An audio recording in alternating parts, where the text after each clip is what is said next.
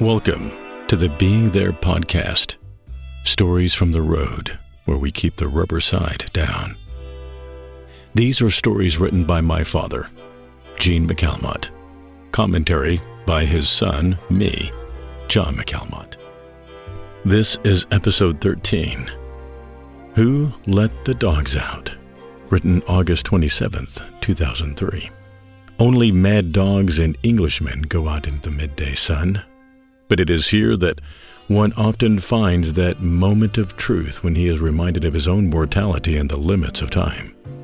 It is how one chooses to move forward that makes all of the difference. This is Who Let the Dogs Out? We headed out 1431 in the 99-degree heat of a Texas sun on an August afternoon. Before we could clear Cedar Park, sweat was dripping down my nose from my helmet liner. But I had a grin on my face that wouldn't stop. I've always been partial to twins and thumpers. I suppose it's because that's what I had when I first started riding. I've also been partial to lighter bikes, which offered stunning performance despite their light weight. I really liked the Honda NT 650 Hawk, for example. It was nimble, powerful for a 650, and loaded with amazing technology. My new BMW F650 GSA was like that.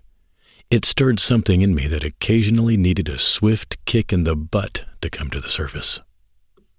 We cleared Jonestown and headed towards Lago Vista, on a road usually clear of traffic. Jerry leaned way into the sweeping corners with me close behind. The graceful way he handled the beauty he was riding was inspiring. His lanky frame seemed to fit the bike in a way that suggested it had been made especially for him. Jerry has always been hard to fit. His long legs made almost any machine uncomfortable, and his long arms forced a cramped riding posture that made for short stints between rest stops. Only the first edition of the Triumph Sprint seemed to work, and even that was a compromise. But this BMW K1200 GT was an exception. It fit. In fact, it fit almost everywhere. That we should both have new bikes at the same time from the same manufacturer was highly improbable. That they should be so completely different in purpose was predictable. That two guys should be out in the noonday sun when others found more prudent ways to stay inside was, well, lunacy. But what sweet madness.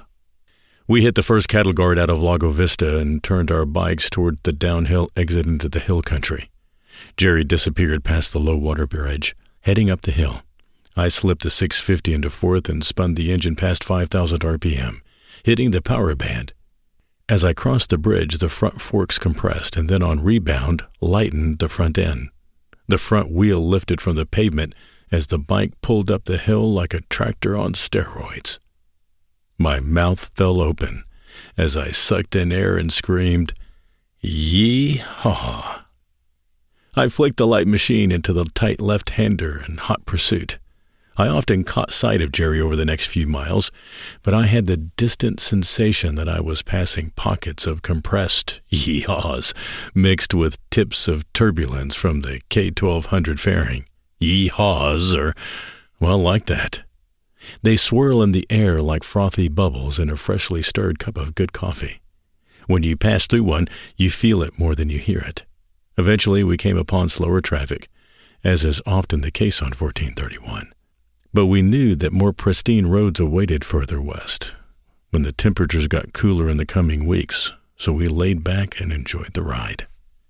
We stopped at a local Marble Falls eatery and ordered the two biggest iced teas we could get. We sat in a cool spot next to the window, overlooking the parking lot. The new bikes gleamed and sparkled in the hot glare of the Texas sun. I could just make out the slightest suggestion of a grin in the body panels surrounding the front headlamps. I was having fun in a big way. It reminded me of when I was a kid with a new toy. Of course, that was exactly the situation. For an hour or so, we fantasized about the next trip out into the hill country with childlike exuberance. We knew from past experience that autumn in Texas would present some of the best riding weather the state could offer. Big Bend would be an easy day's ride if the fancy struck us. The mountain passes of Colorado beckoned us north, and even the long trek through Amarillo seemed almost manageable. It was about that time that reality came calling. That little parental voice in my head reminded me that business and family obligations wouldn't allow me to put all the miles on I wanted. I hear that voice from time to time. Don't go riding, you have other things to do. You can't take the time away from work. You'd better...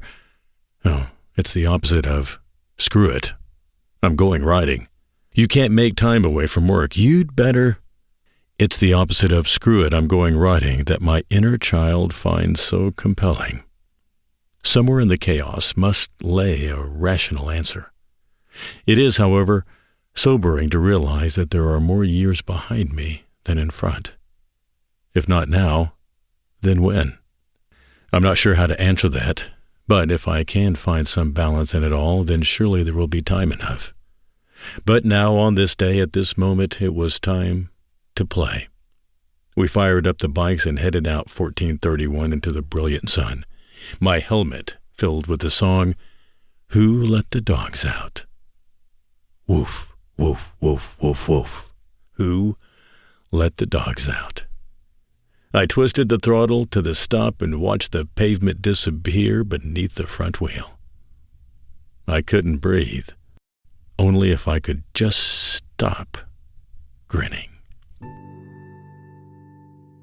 Oh yeah, it's those times that we do stop listening to that voice in our head that tells us all of the things that we have on our to-do list and just go out and enjoy ourselves. It's difficult. I'm in that part of my life right now where the to-do list is just so incredibly long, and it never quite seems to get done. Recently, my best friend David came over and helped me repair some bar stools for an upcoming party we have for my daughter's graduation. Yes, a graduation party with a very, very long to-do list. And on that day, my buddy Dave said, "John, when was the last time you took a day off?" And I said, "I can't remember." He said, "Why don't you go in that wine cellar of yours and pull out a bottle and let's just sit here and drink and talk." That was putting a smile on my face, much like my dad's on his hot afternoon riding with his best friend, Jerry. We all need that in our life. We all crave that. It is that part of what makes life worth living. Yes, we do have to do the to-do list, but sometimes that inner child is right when it says, screw it, I'm going riding. If this stirs your soul like it stirs mine and you enjoyed today's episode, be sure to subscribe and follow the podcast so you don't miss future readings and commentary. All written material featured in this podcast is the original work of my father and used with his permission. The thoughts and opinions I share are my own. This recording is for personal listening only. My voice lightness and performance are protected and may not be recorded, reproduced, or used in any form of AI training, cloning, or synthetic replication without my explicit written consent. Thanks again for being here. Until next time, keep the rubber side down and safe travels.